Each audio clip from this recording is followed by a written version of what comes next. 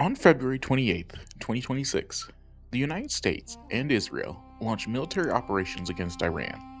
Within 4 days, Iran had closed the Strait of Hormuz, the narrow waterway through which 20% of the world's daily oil supply passes, to the US and Israeli linked shipping.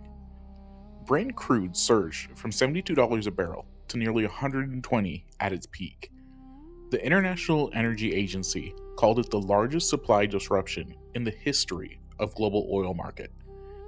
Gas prices in the United States climbed more than $1 a gallon in a matter of weeks. Europe stared down the prospect of diesel shortages in an energy crisis echoing the 1970s. But for the people who study the plumbing of global finance, the bond traders, the currency analysts, the economists who have been watching the petrodollar system for decades, the war in Iran wasn't just an energy crisis. It was something more fundamental. Iran had not simply closed a waterway. It had offered to reopen it, selectively, under one condition. Ships that passed through the Strait of Hormuz could do so if their oil was traded in Chinese yuan, not US dollars, yuan.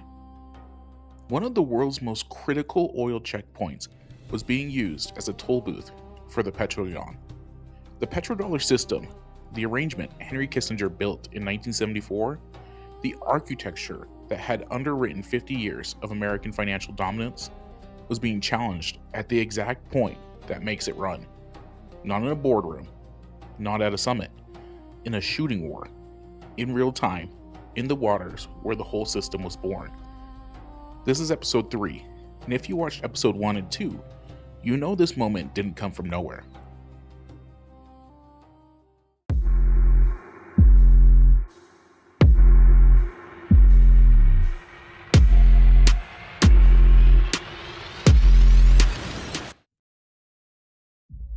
To understand what the Iran war revealed about the petrodollar, you have to understand what has already happened to the dollar before the first missile was fired.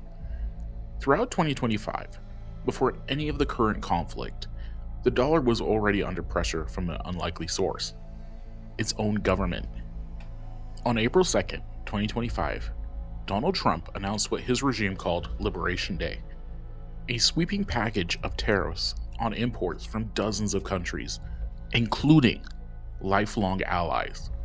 The rates were dramatic: 10% baseline, higher on specific countries and sectors. The stated goal was to correct America's trade deficit and bring manufacturing home. What happened next disturbed economists who had spent years and careers studying reserve currencies.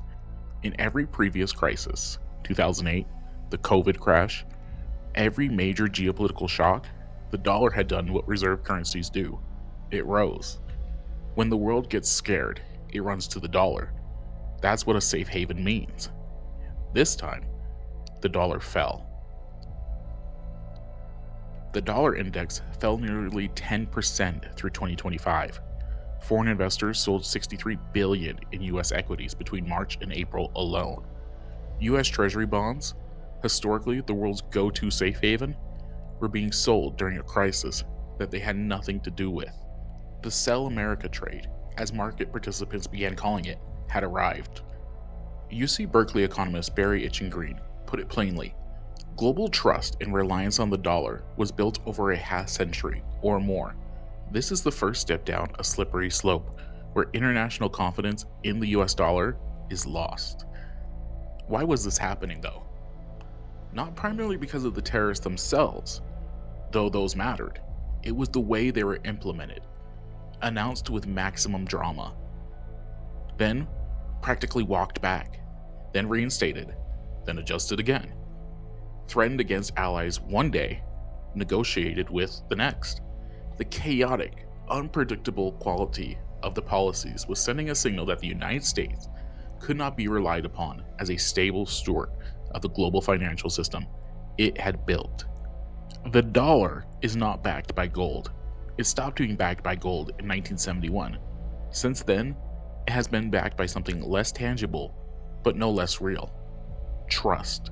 Trust in American institutions, trust in the rule of law, trust in the independence of the Federal Reserve, trust in the stability of a democratic government that would not weaponize its currency against its own allies without warning. The Atlantic Council, in a December 2025 assessment, identified the core problem directly. The greatest threat to the dollar is not external. It is the erosion of trust in the United States, political and legal institutions. The dollar is not just backed by the size of the US economy. It is backed by faith in the rule of law, the sanctity of contracts, an independent central bank, and the stability of a democratic governance. And then, on February 28th, 2026, the war with Iran began, and the pressure that had been building through a year of erratic policymaking met a geopolitical crisis that went straight to the heart of the system. The Strait of Hormuz is 8 miles wide at its narrowest point, though that 8-mile gap passes a fifth of the world's oil, significant quantities of liquefied natural gas, and a share of the global fertilizer exports that underpin food security across Asia and the Middle East. It is arguably the single most economically important checkpoint on the planet. Since the 1970s, since the Kissinger arrangement, the implicit promise of the petrodollar system has been that the United States Navy would keep that strait open. That was the deal. Saudi Arabia prices its oil in dollars, recycles its revenue into treasuries, and in return, America provides security. Military protection of the oil flow was not incidental to the petrodollar system. It was foundational. When Iran closed the strait on March 4th, 2026, it did more than disrupt oil markets. It directly challenged the premise that American military power could guarantee the conditions under which the petrodollar operated. And then, Iran did something that no one had quite anticipated in those terms. Tehran announced that ships wishing to transit the strait could do so if their oil cargo was traded in Chinese yuan. Not dollars, yuan. At least 2 vessels were confirmed to have paid transit fees in yuan to pass through the strait. The Petroyuan, which had been a theoretical concept and a modest financial experiment for years, was now being enforced at gunpoint at the world's most critical oil choke point. Deutsche Bank's FX managing director described the moment bluntly. The Iran war could be remembered as a key catalyst for the erosion of the petrodollar dominance and the beginning of the Petroyuan. The war was testing the security for oil pricing relationship that had maintained dollar-based global oil pricing since the 1970s. If Washington could no longer guarantee the terms under which Gulf oil moved, and worse, if more of the proceeds were going to be settled in yuan rather than dollars, the recycling loop that had underpinned the entire system begins to break down. The $530 billion a year in oil revenues that normally flow through the strait, a significant share of which has historically been recycled into US Treasury bonds and dollar-denominated assets, that flow was now partially rerouted, not towards Washington, towards Beijing. This is a paradox in an immediate market response that is worth understanding. In the short term, the war actually strengthened the dollar. When the fighting started, investors reverberated to old habits, buying the dollar as a safe haven. The dollar index surged. Oil, priced in dollars, meant that oil prices rose. Dollar demand rose with it. But analysts at Deutsche Bank and elsewhere looked at the short-term strength and saw something more troubling beneath it. The dollar was strong in the crisis, but the premise on which its long-term dominance rested, the American security guarantees, American control of maritime checkpoints, the willingness of oil producers to settle in dollars, was being publicly and concretely challenged for the first time. As one analyst put it, the dollar looks stronger today while its dominant power shows early signs of deterioration. Those two things can be true simultaneously. In June 2024, 8 months before the war began, Saudi Arabia quietly declined to renew the 1974 cooperation agreement that was the foundation of the petrodollar system. There was no announcement, no ceremony, no diplomatic rupture. The agreement simply lapsed, and Saudi Arabia began accepting oil payments in currencies other than the dollar, including the Chinese yuan. At the time, this was treated by many analysts as a symbolic shift, significant but not immediate in its consequences. The dollar still dominated Saudi oil trade.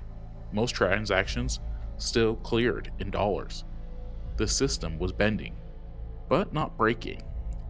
Then, the war started in the Gulf next door. The economic impact on Saudi Arabia has been significant and complex. The GCC, the Gulf Cooperation Council, has faced what analysts have called a symmetric collapse of its economic model. The Strait of Hormuz carries not just oil exports, but food imports from a region that depends on it for over 80% of its caloric intake. The economic disruption, the energy infrastructure under threat, the uncertainty about American reliability, all of it has reinforced the Saudis' calculation that hedging away from the dollar dependency is not just strategically sensible, but financially necessary. Saudi Arabia is now deepening its participation in BRICS discussions, expanding yuan-denominated oil contracts with China, and pursuing Vision 2030, the ambitious economic diversification plan explicitly designed to reduce dependency on any single partner or currency. China has surpassed the United States as Saudi Arabia's leading trading partner. The country that made the petrodollar system universal by following the original 1974 deal is now accelerating its departure from that agreement, not because of ideology, but because of a rational assessment of where America's reliability currently stands. The petrodollar system was always about more than a currency arrangement. It was about the credibility of American power, the belief that Washington would and could protect the flow of oil, maintain the stability of the Gulf, and honor the implicit guarantee that makes the deal work. When that credibility is questioned by chaotic tariff policy, by a war that closes the world's most important oil choke point, by the spectacle of a US ally demanding yuan to let tankers through, the foundation shifts. Not suddenly, not completely, but it shifts. Before we go any further, it is worth being precise about what the evidence actually shows, because this topic attracts both dismissal and hysteria in equal measure, and neither serve understanding. The dollar is still, by an enormous margin, the world's dominant reserve currency, 57% of global reserves, against 20% of the euro, and barely 2/3% of the yuan. Dollar-denominated contracts, dollar-denominated debt, dollar-denominated oil trade, all of it still vastly outweighs any alternative. There is no viable replacement for the dollar in the near term. As one economist puts it, the US will lose the reserve currency when there is someone out there to take it away. Right now, there is no alternative. That is true and important, but is not the whole picture. The direction of travel is unmistakable. The dollar's reserve share has fallen 15 percentage points over 25 years. Global central banks cut over $1 trillion in US Treasury holdings since the Russia sanctions of 2022. Holdings that used to be automatic, reflexive, driven by logic of the petrodollar system itself. Central banks have been buying gold at a record rate, diversifying into assets that cannot be frozen by an American political decision. The yuan share of the reserves, which is still small, has grown from nearly 0 to around 3%, driven by a bilateral trade agreement, Belt and Road leaning, and yuan-denominated oil contracts. And now, the Iran war has added a new variable: oil being settled in yuan at the Strait of Hormuz, Gulf states' revenues being disrupted and rerouted through non-dollar channels. The perception that American military power cannot unconditionally guarantee the conditions of oil trade. These are not abstract. They are events happening right now, and they are happening at a structural foundation of the petrodollar system. One Wall Street analyst, asked whether the war marked the beginning of the end of the petrodollar's dominance, said this: "It doesn't have to end. It just needs to matter less. And when it matters less, the advantages it confers, cheap borrowing, deficit spending without consequence, financial sanctions as a foreign policy weapon, all of those things become incrementally harder." So where does this leave us? The Iran war will eventually end. Supposedly, negotiations are ongoing. A ceasefire was announced on April 8th, though the strait remains functionally disrupted as of this recording. Oil prices are fluctuating off their highs, but significantly elevated above pre-war levels. The immediate crisis is beginning to stabilize, but the structural questions it raised are not going away. The petrodollar system was built on three pillars. First, oil priced in dollars, giving every country a permanent reason to hold dollars. Second, petrodollar recycling, where oil revenues flow back into American debt, keeping U.S. borrowing costs low. Third, American military credibility, the guarantee that the oil would flow and that the arrangement would be honored. All three pillars are under strain simultaneously, and for the first time, from both existential pressure and internal American political choices. The tariff chaos of 2025 damaged the credibility of American institutions and pushed the dollar to its worst performance in 50 years. Not because of a foreign attack, but because of a decision made in Washington. The Iran war challenged the military guarantee at its most fundamental point, the Strait of Hormuz itself. And Saudi Arabia's quiet departure from the 1974 agreement, accelerated by the Gulf War next door, has removed the symbolic cornerstone of the system's universality. None of this means the dollar will collapse next year, or even the year after.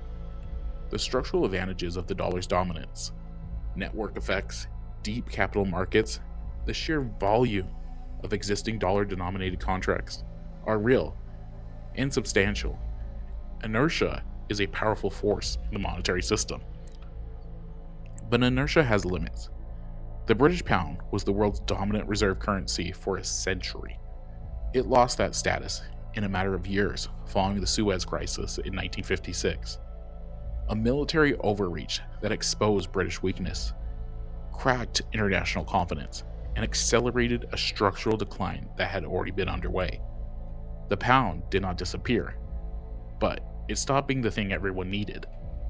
What the petrodollar system ultimately runs on is the same thing it always ran on: the belief that the United States is the most reliable steward of the global financial system, that its institutions are stable, and that its commitment means something, that the Navy will keep the strait open and the dollars will be there when you need it.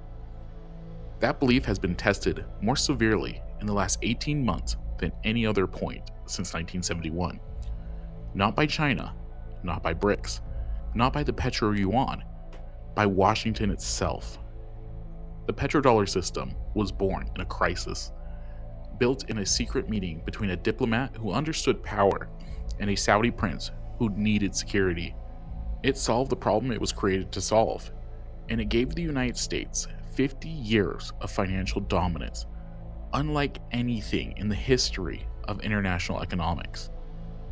Now, the conditions that created it are changing.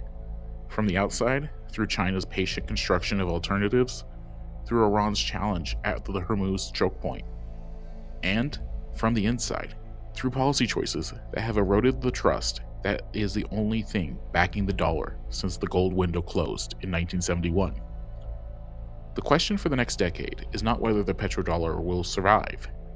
It is whether the damage being done to the foundation of the dollar's trust, by tariff chaos, by military overreach, by the demonstrated willingness to weaponize the dollar against allies and adversaries alike, whether that damage is reversible. Kissinger understood in 1974 that the dollar's power rested on relationships, on the perception that America was a reliable partner, on the belief that the security it offered was real and the agreements it made would hold.